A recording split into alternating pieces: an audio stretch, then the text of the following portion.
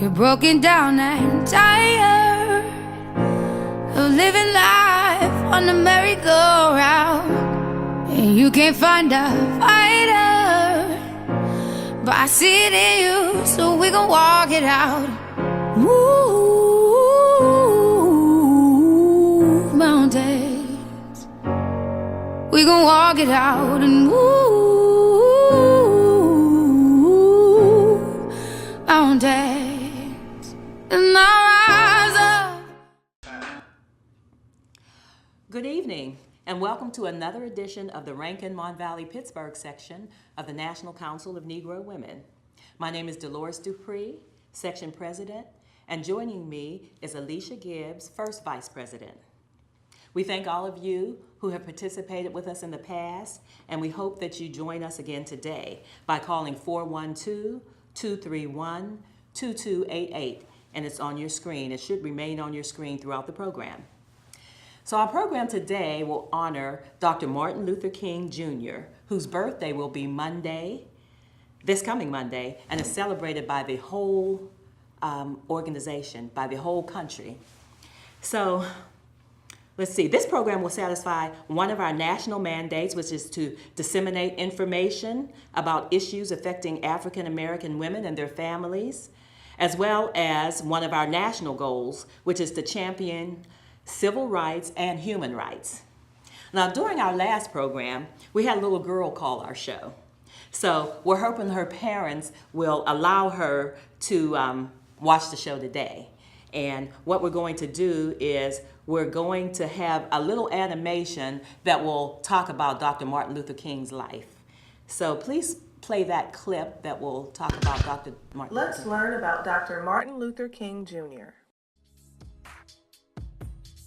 Dr. Martin Luther King Jr. was an American preacher, humanitarian, and activist who is best known for his role in the African American civil rights movement of the 1950s and 1960s. Dr. King, who was inspired by his faith and the peaceful teachings of Mahatma Gandhi, is considered one of history's greatest champions of nonviolence. He used the power of his words, as well as peaceful demonstrations such as protest, sit-ins, and boycotts, in an effort to achieve equality for all people. Dr. Martin Luther King Jr. is a true American hero. Let's learn more about his life and how he inspired a nation and the world to become more tolerant and accepting of all citizens, regardless of race, class, or gender. Martin Luther King Jr. was born on Tuesday, January 15, 1929, in Atlanta, Georgia at 12 p.m. His name at birth was Michael King. His father, also named Michael, changed both their names to Martin Luther in honor of the world-renowned German reformer of the same name. Martin Jr. was a middle child. He had an older sister named Willie Christine King and a younger brother named Alfred Daniel Williams King. Martin Jr. attended Booker T. Washington High School and was so smart he skipped both the 9th and 12th grades. He enrolled in Morehouse College at age 15 without formally graduating from high school. During his final semester at Morehouse College, Martin was ordained as a minister. He also took his first steps towards being an activist by writing a letter to the editor of the Atlanta Constitution. In the letter, he declared that African Americans were entitled to the basic rights and opportunities of American citizens. After graduating from Morehouse, Martin attended Crozier Theological Seminary in Pennsylvania from 1948 until 1951. Martin then began his doctoral studies at Boston University. During this time, he began to draw from his education, his faith, and his natural verbal ability to form the foundation for what would become his critical role in the civil rights movement. While in Boston, Martin met and dated Coretta Scott, who was a student at the New England Conservatory of Music. On June 18, 1953, they were married in Alabama, where Coretta's family lived. Martin and Coretta became the parents of 4 children: Yolanda King, Martin Luther King III, Dexter Scott King, and Bernice King. On December 1st, 1955, Rosa Parks was arrested for refusing to give her seat to a white person on a crowded bus in Montgomery, Alabama, a city known for its segregated public spaces. That night, Martin met with other activists to plan a citywide protest that would become known as the Montgomery Bus Boycott. The boycott lasted over 380 days. During this time, Martin was arrested and harassed by people who did not want the changes he was fighting to bring about. The boycott, however, was a success. The U.S. Supreme Court ruled that racial segregation in transportation was unconstitutional. Martin's role in the boycott transformed him into a national figure and the best-known spokesman of the civil rights movement. In the wake of the boycott victory, civil rights leaders recognized the need for a national organization to better coordinate their efforts. In January of 1957, Martin and roughly 60 other ministers and activists founded the Southern Christian Leadership Conference, or the SCLC. With Martin as president, the SCLC helped conduct nonviolent protests and demonstrations across the South to promote civil rights reform. A primary focus for the organization was registering African Americans to vote. The SCLC sponsored mass meetings in key Southern cities for that purpose. In 1963, Martin led a coalition of several civil rights groups in a nonviolent campaign aimed at Birmingham, Alabama, which was at that time described as the most segregated city in America. The nation was shocked to see images of young African Americans attacked by police dogs and high-pressure fire hoses displayed on television, newspapers, and magazines. It was during this campaign that Martin wrote his now famous Letter from a Birmingham Jail after being arrested again for his participation in the demonstrations. Later in 1963, Martin was one of the driving forces behind the March for Jobs and Freedom, more commonly known as the March on Washington. On August 28, 1963, over 250,000 people of all ethnicities gathered at the National Mall in Washington, D.C. to demand justice and equality for all people. It was here that Martin made his famous "I Have a Dream" speech. Delivered from the steps of the Lincoln Memorial, this speech inspired the nation and is now considered one of the greatest in American history. Martin was later named Time magazine's Man of the Year. This further cemented his status as the nation's foremost social change leader. In 1964, at 35 years old, Martin became the youngest person ever to win the Nobel Peace Prize. When he found out that he had been selected, he promised to donate the prize money, over $54,000, to help continue the important work of the civil rights movement. He delivered another powerful speech when he accepted his award that was both moving and motivational. Also in 1964, partly due to the March on Washington and Martin's speech, Congress passed the landmark Civil Rights Act. This legislation made it illegal to discriminate against people because of their race. The Jim Crow rules of the South that promoted segregation and the harsh mistreatment of African Americans were now against federal law. This was one of the greatest accomplishments for the civil rights movement. In March of 1965, Martin led a march from Selma to the Capitol building in Montgomery, Alabama, to urge President Lyndon B. Johnson and his administration to pass a law protecting the rights of African American voters. At the conclusion of the march, Martin gave another powerful speech that helped rally more supporters. That same year, Congress went on to pass the Voting Rights Act that eliminated the remaining barriers to voting for African Americans. Prior to this legislation, there were still areas in which African Americans were completely disenfranchised, meaning they did not have the right to vote. Over the next 3 years, Martin's focus shifted from racial discrimination to economic injustice and international peace. He led campaigns in Chicago, Illinois, and spoke strongly against the Vietnam War. Martin's opposition to the war cost him support among white allies, including the president, union leaders, and publishers.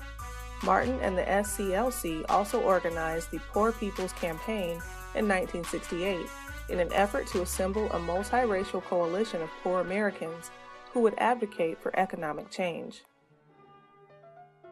On April 4, 1968, Martin was shot while standing on the balcony outside of his hotel room at the Lorraine Motel in Memphis, Tennessee. At 7:05 p.m., Martin was pronounced dead at St. Joseph's Hospital. He was 39 years old.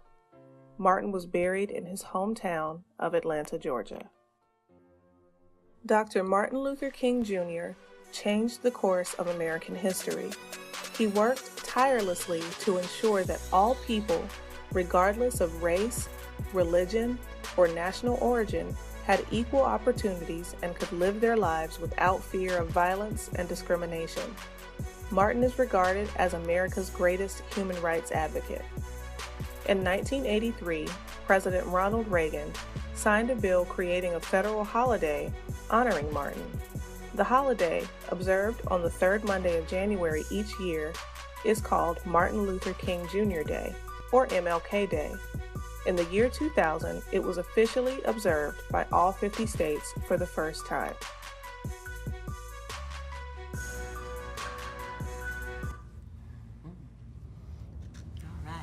Yeah, so that's something that the young people can understand, and some of us who might be smarter than a fifth grader. You know, some of the information in that clip I had forgotten about. Like, it wasn't until the year 2000 that all of the 50 states finally celebrated Dr. King's birthday. Mm-hmm. Martin Luther King is a man that was all about peace. And you wonder why people would not want to celebrate such a man's birthday. But then you have to remember where you are. Mm-hmm. Talking about peace, some people questioned his nonviolent stance, and we're going to look at a clip where he discusses his philosophy of nonviolence and peaceful resistance. Can we play that clip? Dr. King, this church is as good a place as any to go back over your commitment to the civil rights movement. When you went out from here into university and then you went to Montgomery, Alabama and started the bus boycotts there, what was the philosophy of the civil rights movement as you saw it then, more than 10 years ago? Well, I would say then the philosophy was that we must go all out to use legal and nonviolent methods to gain full citizenship rights for the Negro people of our country. Now, of course, that particular struggle and that philosophy centered on breaking down all of the barriers of legal segregation. So I would say that in that period, the basic thrust for the gaining of citizenship rights for Negroes was to end the humiliation surrounding the whole system of legal segregation. Dr. King, was there something peculiar to the place where you started and the kind of people you attracted? I mean by that, there was a strong attachment on the part of your parishioners in Montgomery to the church. They were older people, weren't they? Yes, I would say by and large they were older people who participated in the boycott because they were the ones using the bus more than anybody else. And Montgomery was a community predominantly church-centered, so that it was very easy to get to the vast majority of Negroes because they were in some way connected with a church in the community.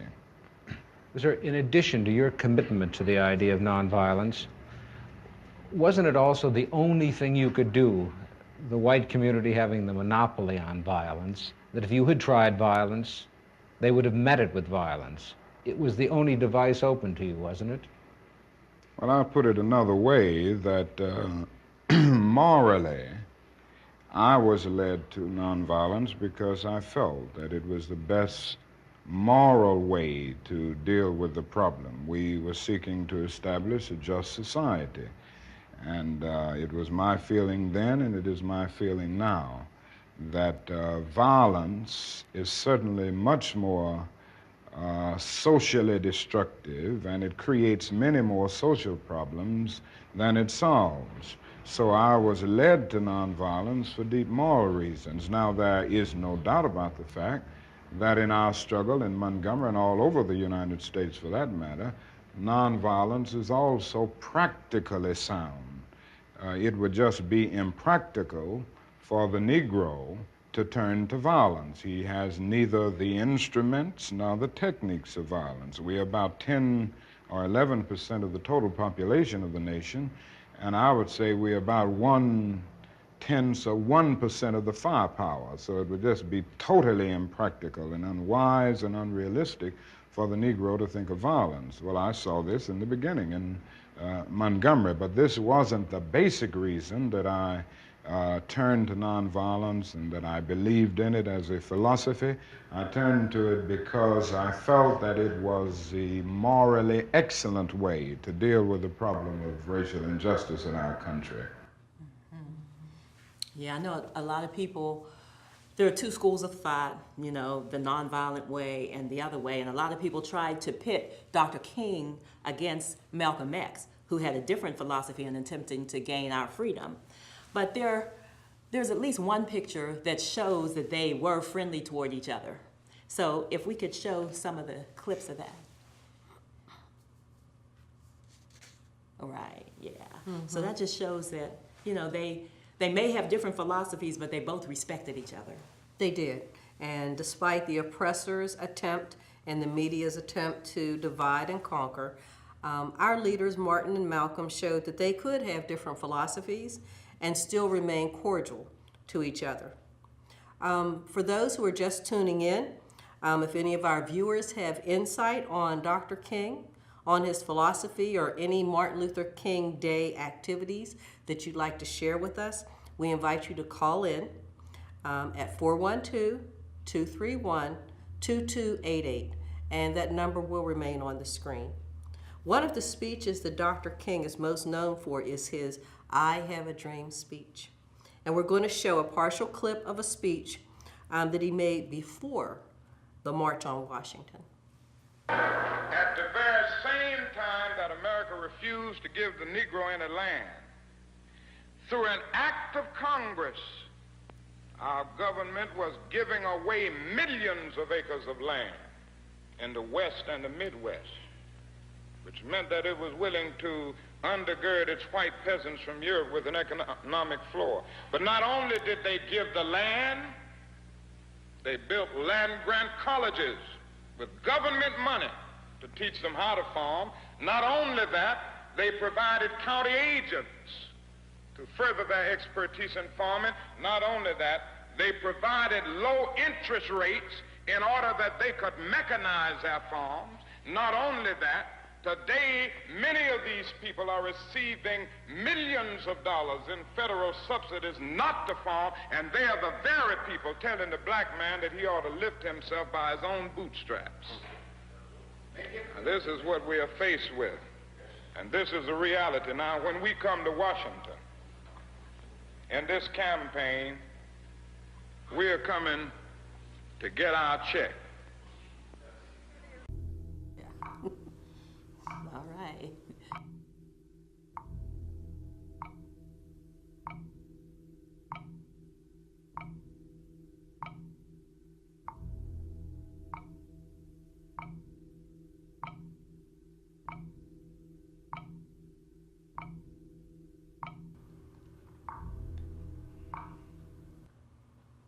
All right. As some of the young people say, Dr. King was woke. My children don't like for me to use words that the young people use, but according to what Minister Farrakhan said, Dr. King was woke. We do have a caller. Please say your name and where you're calling from. Yes, thank you for taking my call. You all have a great show. Thank you. And I'm enjoying the clips. One thing I did want to say, you all spoke about him and people trying to pit him and Malcolm X against each other. I believe both of them later in their life started to get, I believe Martin started to become more like Malcolm before he was shot and killed unjustly. Can you all speak on that? Yeah, now he became more. Hello? Yeah, can you hear us? Hello? Hello? Okay, it did seem like Martin was becoming more like Malcolm and Malcolm was becoming more like Martin. And I think what a lot of the oppressors, you might say, or those in control, they really didn't want that to happen, because if those two had come together, no telling what could have happened. So I agree with you that I do think that they were coming closer and closer together. You know, even though they had different philosophies, they were going to join together for the same cause. But thank you so much for calling. I think you may have gotten cut off. But when we talked about the speech, we talked about some people only knowing Dr. King from his I Have a Dream speech. But as you can tell by some of the clips that we have shown and some that we're going to show, again, he's much more than that. But we do want to talk about his I Have a Dream speech. And we do have a clip of the I Have a Dream speech. It's not as clear as I'd like it to be, but... You want to take a call first? Is there another call waiting, though? Before we do that clip, is there another call waiting? Yes. Okay, we'll take a call. Caller, please say your name and where you're calling from.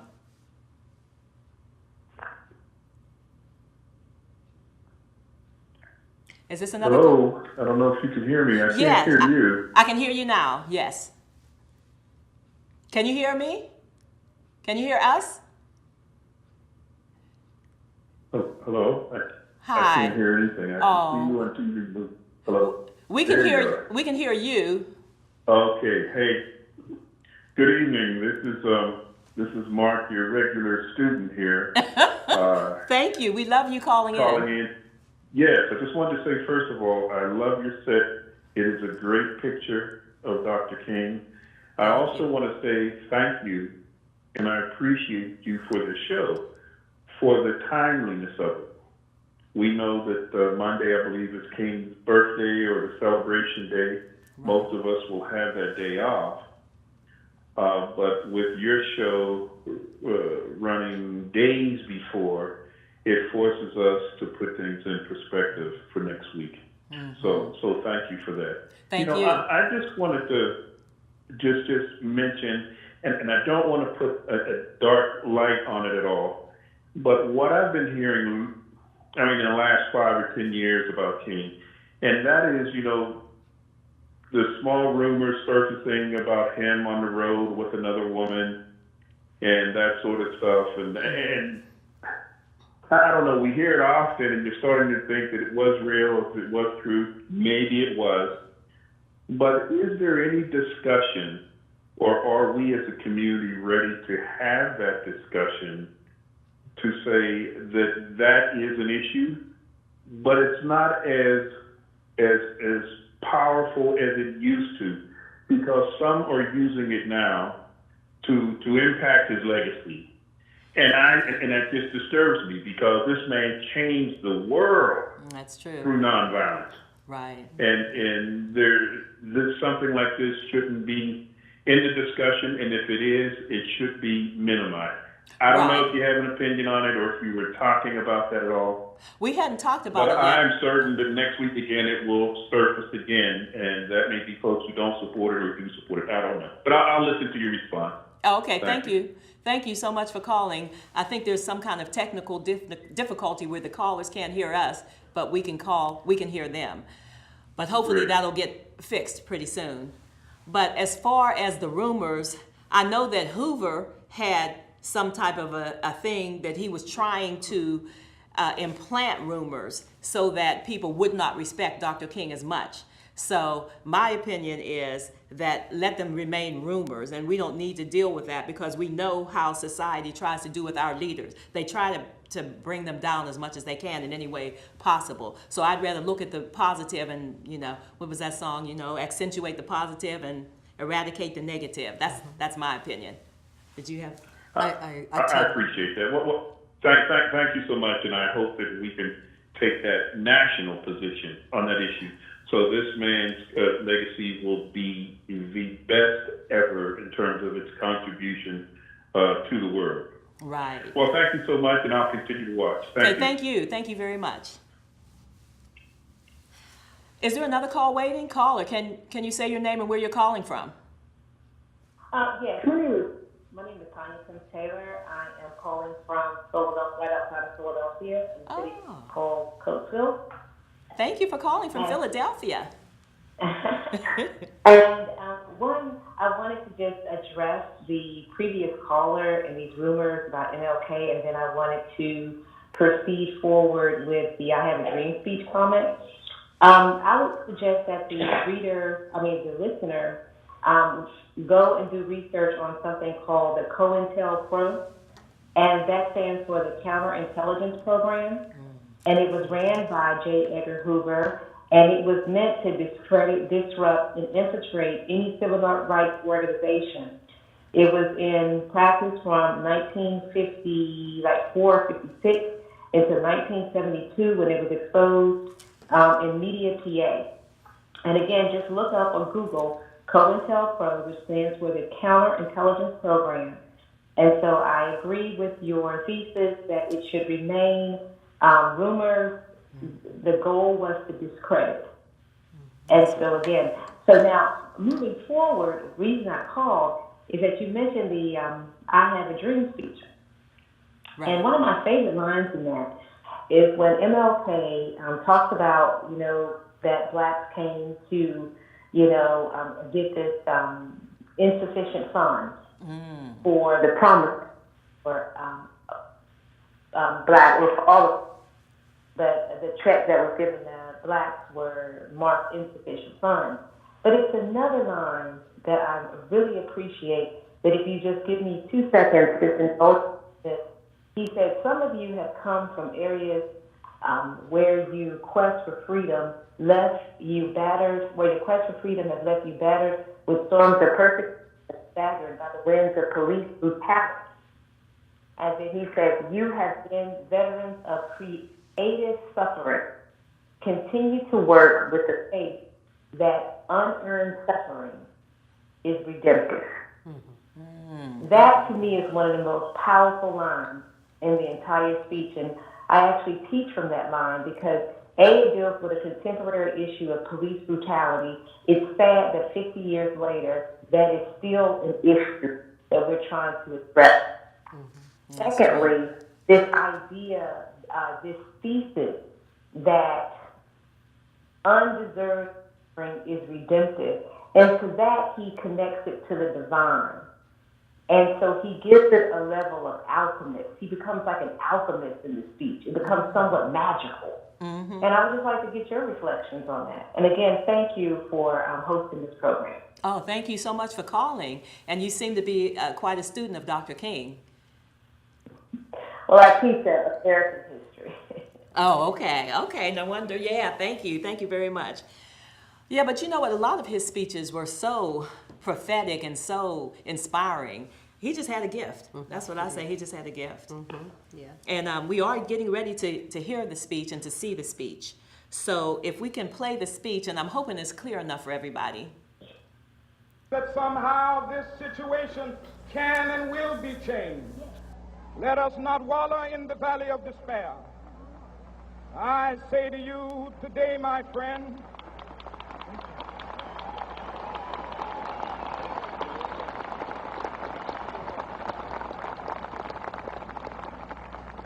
so even though we face the difficulties of today and tomorrow, I still have a dream. It is a dream deeply rooted in the American dream. I have a dream that one day this nation will rise up and live out the true meaning of its creed. We hold these truths to be self-evident, that all men are created equal.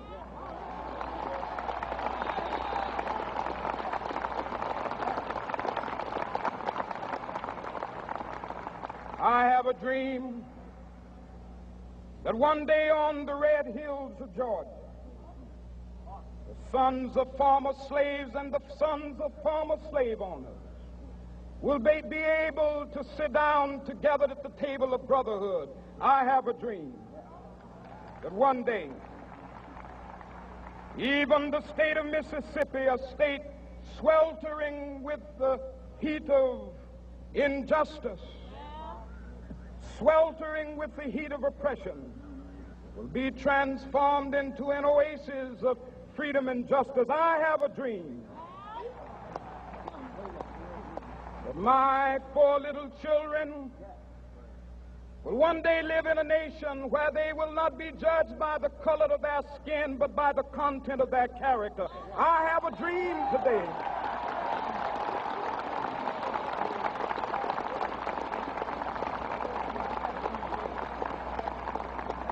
I have a dream that one day down in Alabama, with its vicious racists, with its governor having his lips dripping with the words of interposition and nullification, one day right there in Alabama, little black boys and black girls will be able to join hands with little white boys and white girls as sisters and brothers. I have a dream today.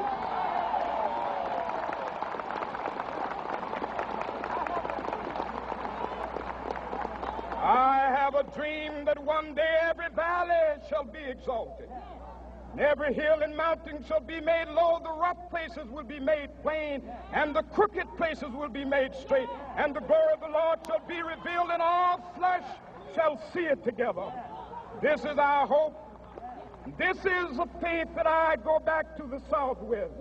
With this faith, we will be able to hew out of the mountain of despair a stone of hope. With this faith, we will be able to transform the jangling discords of our nation into a beautiful symphony of brotherhood. With this faith, we will be able to work together, to pray together, to struggle together, to go to jail together, to stand up for freedom together, knowing that we will be free one day. This will be the day. This will be the day when all of God's children will be able to sing with new meaning, my country, tears of thee. Sweet land of liberty, of thee I sing. Land where my fathers died, land of the pilgrim's pride. From every mountainside, let freedom ring. And if America is to be a great nation, this must become true. And so let freedom ring. From the prodigious hilltops of New Hampshire, let freedom ring. From the mighty mountains of New York, let freedom ring. From the heightening Alleghenies of Pennsylvania, let freedom ring. From the snow-capped Rockies of Colorado, let freedom ring. From the curvaceous slopes of California. But not only that, let freedom ring from Stone Mountain of Georgia. Let freedom ring from Lookout Mountain of Tennessee. Let freedom ring from every hill and molehill of Mississippi, from every mountainside. Let freedom ring, and when this happens, and when we allow freedom ring, when we let it ring from every village and every hamlet, from every state and every city, we will be able to speed up that day when all of God's children, black men and white men, Jews and Gentiles, Protestants and Catholics, will be able to join hands and sing in the words of the old Negro spiritual, free at last, free at last. Thank God Almighty, we are free at last.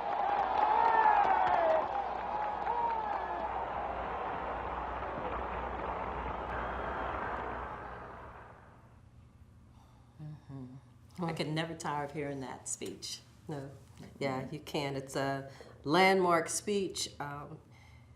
He possessed such insight, and it still gives me chills, and it tugs at my heart every time I hear that. And this is 2018, and the words are still impactful. President Obama made a landmark speech at the Democratic Convention, and that got him onto the presidential campaign. And we were elated, we were excited, we were so happy. And just recently, this past Sunday night, Oprah Winfrey gave the same kind of speech that got people talking about her and her impact in running for president. Her longtime companion, Stedman Graham, did you hear him? He insinuated that it could happen, possibly. I'm not sure how many of you saw that speech on Sunday, and if you didn't see it, you can Google it or you can go to YouTube and you can find that. Many people have credited the I Have a Dream speech and the nonviolent protests for getting laws passed like the Civil Rights Act and the Voting Rights Act. But Dr. King knew that that wouldn't change the hearts of many of those in power. In our next clip, we're going to take a look at why he thought changing the laws were important, though. America must see that riots do not develop out of thin air. Certain conditions continue to exist in our society, which must be condemned as vigorously. In the final analysis, a riot is the language of the unheard. What is it that America has failed to hear? It has failed to hear that the plight of the Negro poor has worsened over the last few years. It has failed to hear that the promises of freedom and justice have not been met. And it has failed to hear that large segments of white society are more concerned about tranquility and the status quo than about justice, equality, and humanity. And so in a real sense, our nation's summers of riots are caused by our nation's winters of delay. And as long as America postpones justice, we stand in the position of having these recurrences of violence and riots over and over again. Social justice and progress are the absolute guarantors of riot prevention. Now, in order to develop these massive action programs, we've got to get rid of one or two false notions that continue to exist in our society. One is the notion that only time can solve the problem of racial injustice. I'm sure you've heard this idea. It is the notion almost that is something in the very flow of time that will miraculously cure all evils. And I've heard this over and over again. There are those, and they're often sincere people, who say to Negroes and their allies in the white community that we should slow up and just be nice and patient and continue to pray, and in 100 or 200 years the problem will work itself out, because only time can solve the problem. Well, I think that is an answer to that myth, and it is that time is neutral. It can be used either constructively or destructively. And I'm absolutely convinced that the forces of ill will in our nation, the extreme righteous in our nation, have often used time much more effectively than the forces of goodwill. And it may well be that we will have to repent in this generation, not merely for the vitriolic words of the bad people and the violent actions of the bad people, but for the appalling silence and indifference of the good people who sit around and say, wait on time. Somewhere we must come to see that social progress never rolls in on the wheels of inevitability. It comes through the tireless efforts and the persistent work of dedicated individuals, and without this hard work, time itself becomes an ally of the primitive forces of social stagnation. And so we must help time, and we must realize that the time is always right to do right. And that is that although it may be true that morality cannot be legislated, behavior can be regulated. Even though it may be true that the law cannot change the heart, it can restrain the heartless. Even though it may be true that the law cannot make a man love me, it can restrain him from lynching me, and I think that's pretty important also. Now, I'm convinced that we still need strong civil rights legislation. Very good, yeah. Okay, we do have a call before we talk about that, so we do have a call. Caller, please say your name and where you're calling from. Hello? Hello. Yes. What's your name and where you're calling from? This is the same caller from outside of Philadelphia. Oh, okay. I have a quick question. Okay. Outside of Philadelphia, my name is Tanya. I have a question. Okay, the question that I have is, Daisy Bates, she was given an award from the National Council of Negro Women in 1957, and she was the only woman who actually spoke at the March on Washington. And so I'm wondering, how do you see the legacy of a Daisy Bates, a Mary McLeod Bethune, a Dorothy Height, Martin Luther King? How do you see that message as it resonates in the current activities of the National Council of Negro Women? Oh, okay.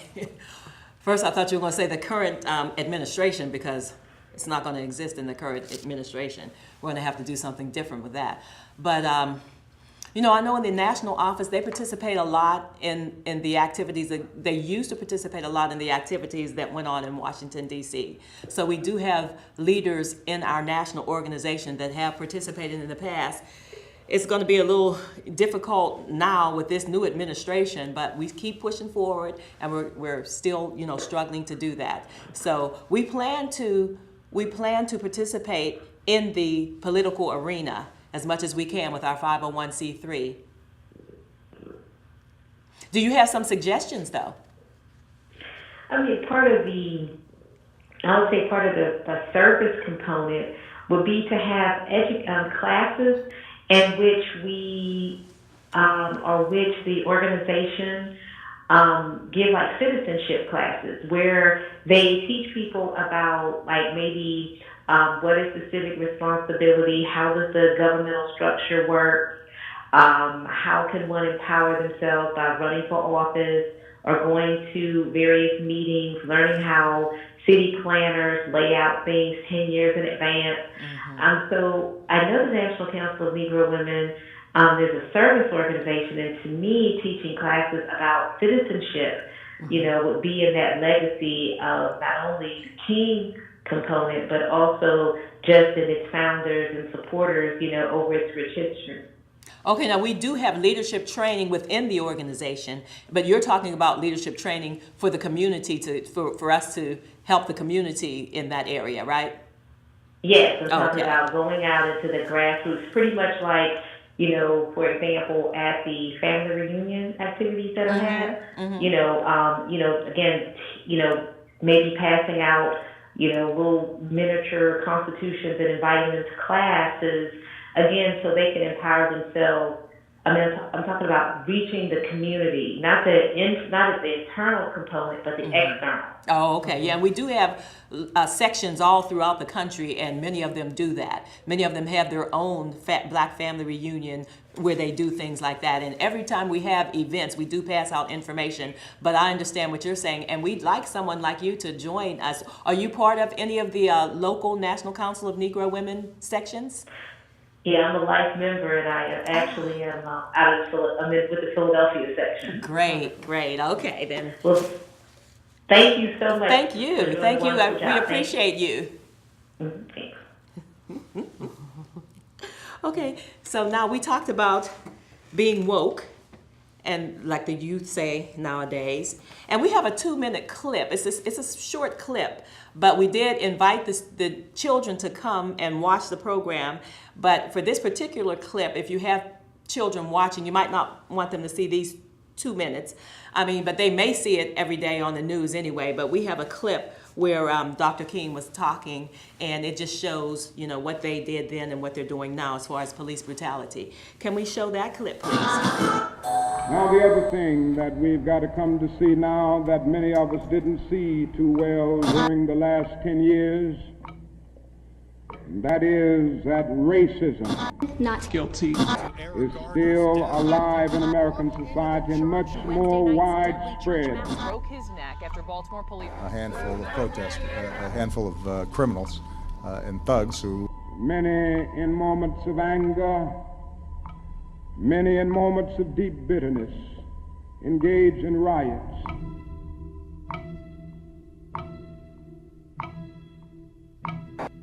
And as long as America postpones justice, we stand in the position of having these recurrences of violence and riots over and over again. Social justice and progress are the absolute guarantors of riot prevention. Mr. Gray's death was a homicide. The Negro was freed from the bondage of physical slavery. The athletes marched onto a stage. But at the same time, the nation refused to give him land to make that freedom meaningful. Freedom without land to cultivate. Freedom and famine at the same time. And create jobs for our people. The Negro is to be free. He must move down into the inner resources of his own soul and sign with a pen and ink of self-assertive manhood his own Emancipation Proclamation.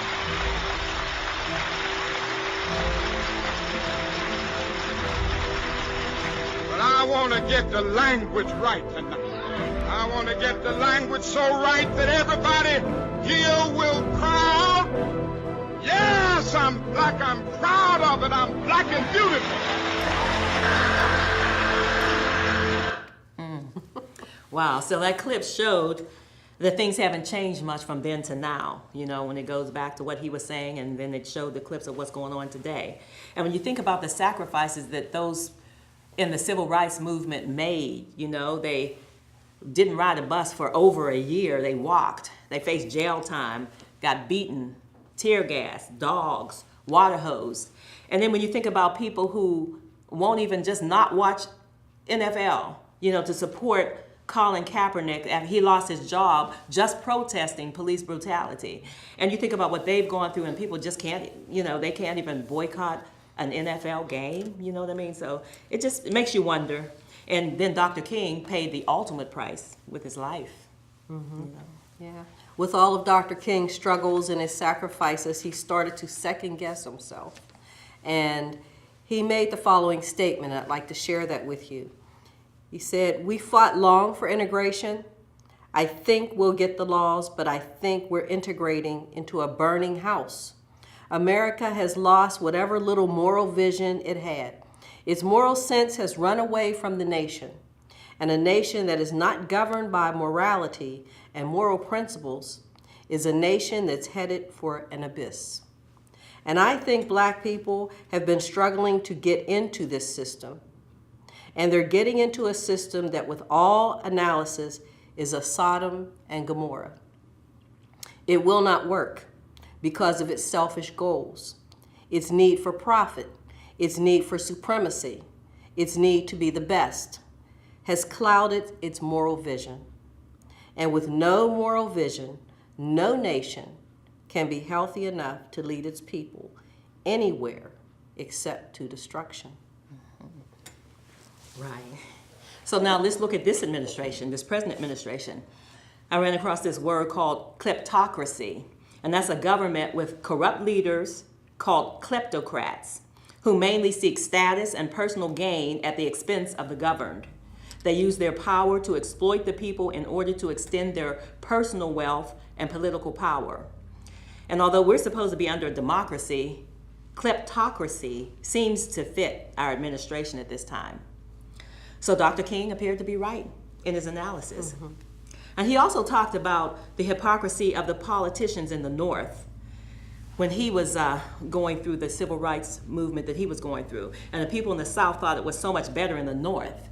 So can we play that clip about the hypocrisy of the politicians in the North? Was there something hypocritical about the fact that the South existed and the North could point the finger? And then when the Civil Rights Acts were passed in the early 60s, you couldn't point the finger anymore? Well, there was no doubt about the hypocrisy of large segments of the nation on the whole question of racial equality. I think the best example is that many of the senators from the North and the West, and congressmen generally, who voted for civil rights legislation in '64 and even '65 with the Voting Rights Bill, refused last year to vote for civil rights legislation because it dealt with an issue applicable to the North, the whole housing question. And this, it seems to me, was the greatest expression of the hypocrisy of many of our citizens and many of the senators and congressmen of the North. But isn't that part of the dilemma now? That people knew that Negroes were being denied what was guaranteed to them by the Constitution, by the fact that they were citizens of this country.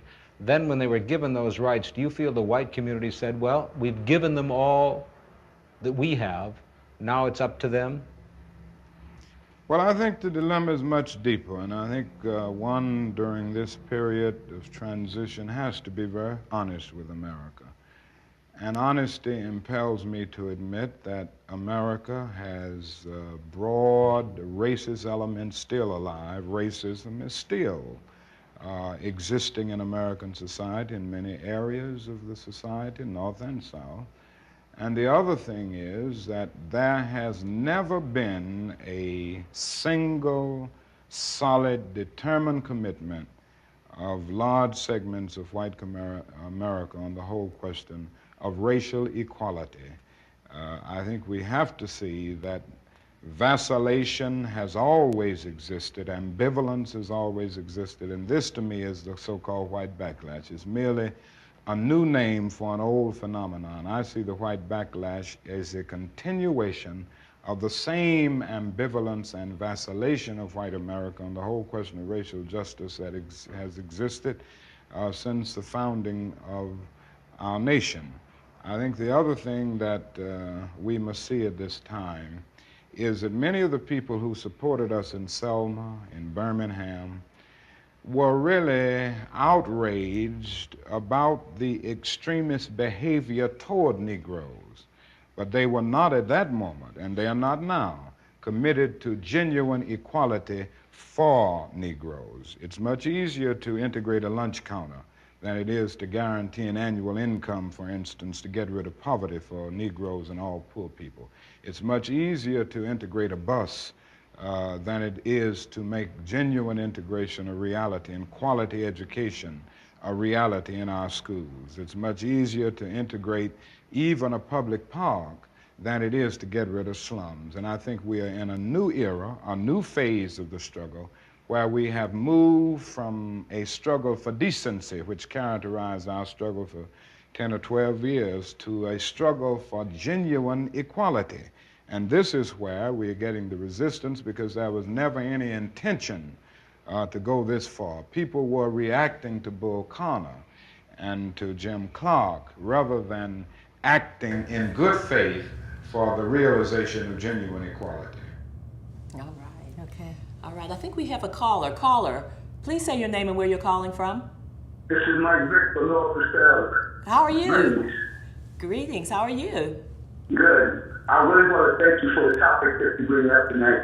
And it's so essential that we recognize this, and what they sacrificed to my ancestors and all they went through. And it's ironic, and it's so hurtful, and it's slapping other America that the same issues 40, 50 years ago face the people today. People who served this country honorably for years. Right. So I'm so thankful that you're highlighting the struggle that we had. And it's ironic because earlier today, I was reading something and a young lady was talking about how she's so discontented about seeing how we're disrespected we go to stores. So we got to remember the boycott, the 381 days in Selma, Alabama, when they didn't ride those buses. Mm-hmm. We come from strong people, so we have to remember that and see the things that worked before will work again. That's right. Absolutely. That's right. Thank you so much for calling. I'm surprised you didn't have a poem. But I know we only have about 3 minutes left, so I guess there's no time. But next time you come. Actually, I got a poem, but I just wanted to be able to commend you on what you're doing in the topics. I thank you so much. And I want you to go and fucking do a great show. Thank you. But you have to give me, I'll give you a short phone about an answer if you like.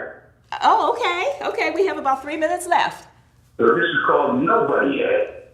Nobody had endured the wicked wrath of America's past, like the black man had. Nobody had felt the stinging of whip while being sobered and taken to the hall of overcome disease-infested cargo ships. Nobody had been told their life in America meant nothing to them, and theirs they don't own. Nobody has given more but been given less. And nobody has at any time given our people one friendly dime for the horrors of slavery yet. And though no one has said nothing, it's something we shall never forget. Nobody has. Amen. Thank you. Thank you very much for blessing us with that poem. Thank you so much for having me on, and just keep up the great work, and I'm glad I got a chance to call in. Oh, thank you. Have a good day. Good night. Good night. We won't have time for the clip, but you can just talk about him.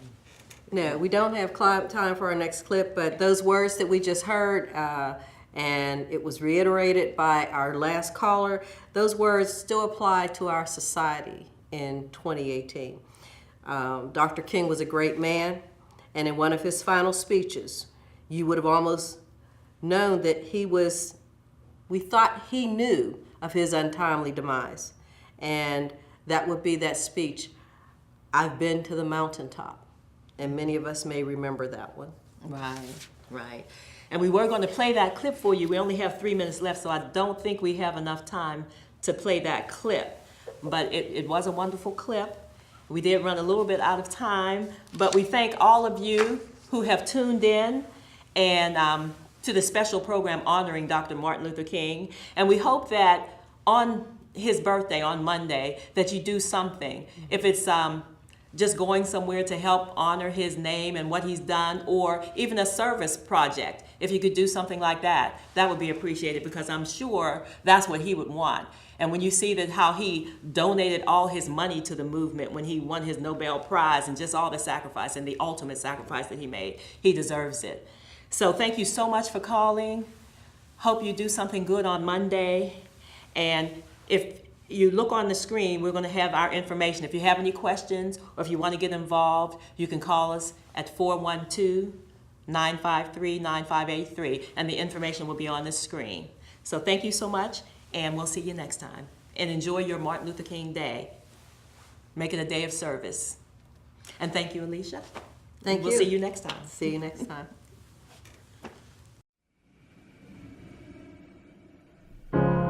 You're broken down and tired of living life on the merry-go-round, and you can't find a fighter, but I see it in you, so we gon' walk it out. Move mountains, we gon' walk it out and move.